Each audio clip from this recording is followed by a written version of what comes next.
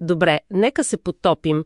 Днешната ни история, тя е като сложен развод. Представете си един такъв 50-годишен брак по сметка между България и руското енергийно влияние. И изведнъж този брак трябва да приключи до февруари 2026. Това не е просто продажба, нали? Това е геополитическа драма. Точно. Точно такава е рамката. Това не е сделка, която се дешава, нали, в някакъв корпоративен борд. Това е буквално преначертаване на енергийната карта на цяла Югоизточна Европа. И имаме трима главни герои. Кои са те? Руският гигант Лукойл, който е принуден да си тръгне, американския фонд Carlyle Group, който влиза, и разбира се, българската държава, която се опитва да навигира всичко това. И като казваме гигант, източниците ни говорят за наистина огромна сделка. Става дума Паул Лукойл да продаде всичките си международни активи на Carlyle за сума, която е между 17 и 22 милиарда долара. Милиарда, да. Това включва активи от Румъния до Мексико. Невероятно.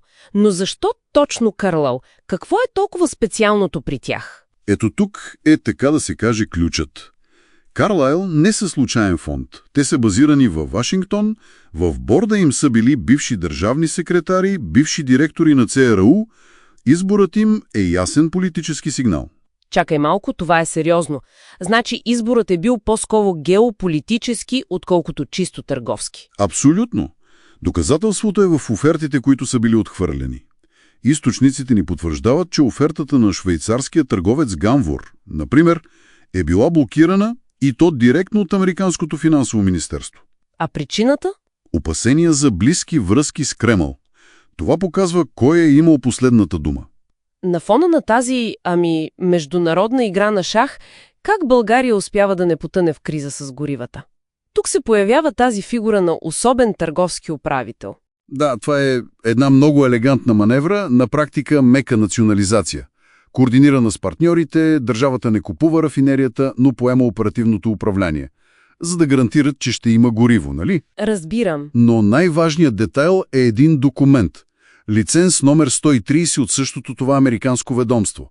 Той дава на България срок до април 2026 да приключи сделката без да нарушава санкциите. Всичко е дирижирано. Добре, звучи като сложна административна операция, но тя работи само ако рафинерията може физически да функционира без руски петрол. А години наред ни убеждаваха в обратното, нали? В мита, че тя е строена само за руски сорт Уралс. Този мит е категорично разбит. След като вноса на руски петрол спря, рафинерията не само, че не спря работа, а и премина успешно към алтернативи.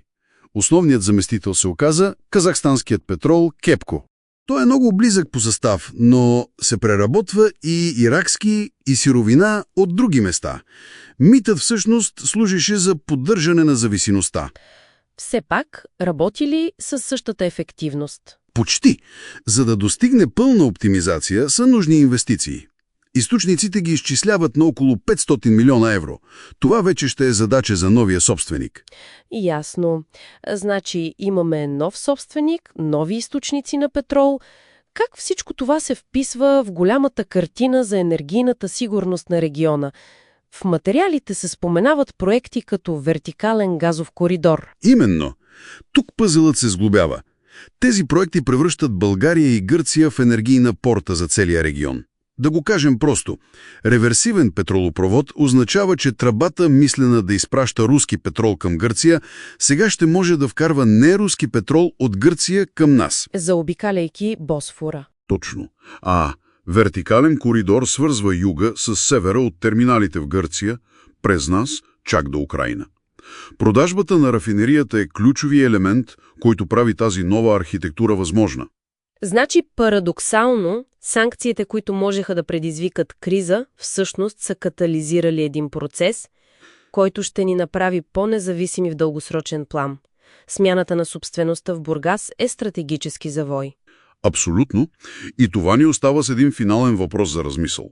След като този ключов актив вече е в ръцете на предвидим евроатлантически партньор и се изгражда изцяло нова енергийна инфраструктура, която ни свързва с глобалните пазари, дали България не е на път да се превърне от периферен, зависим играч в ключов енергиен център за цяла Югоизточна Европа?